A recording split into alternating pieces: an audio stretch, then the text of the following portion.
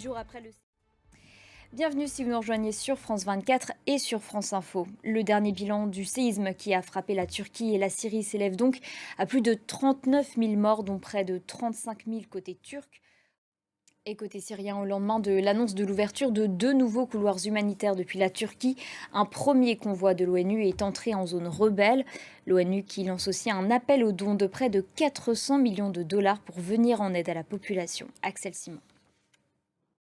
Réunion de l'OTAN et des alliés de l'Ukraine à Bruxelles. Au cœur des discussions, la fourniture d'armes lourdes et d'avions de combat à Kiev, un sujet qui divise, mais aussi la question des munitions, car la guerre met sous pression la production dans les pays alliés. Les précisions de Julia Guggenheim. Les tensions entre la Russie et la Moldavie montent d'un cran. Mardi, la présidente moldave a accusé Moscou de préparer un coup d'État, des accusations aussitôt démenties par le Kremlin. Tout comme son voisin ukrainien qu'elle soutient, la Moldavie a opéré ces dernières années un virage pro-européen. Alexandre Rondoa.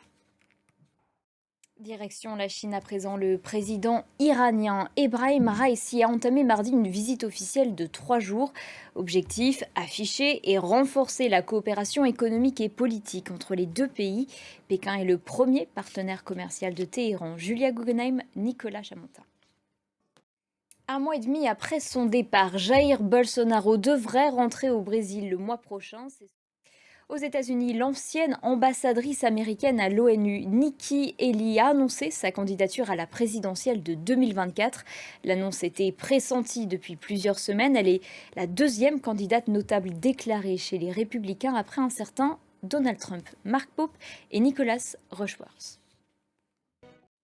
Allez, un mot de sport pour terminer ce journal. Le PSG s'est incliné mardi soir face au Bayern. Fin de ce journal, merci de l'avoir suivi. On se retrouve dans une quinzaine de minutes sur France 24 et sur France Info. À tout à l'heure.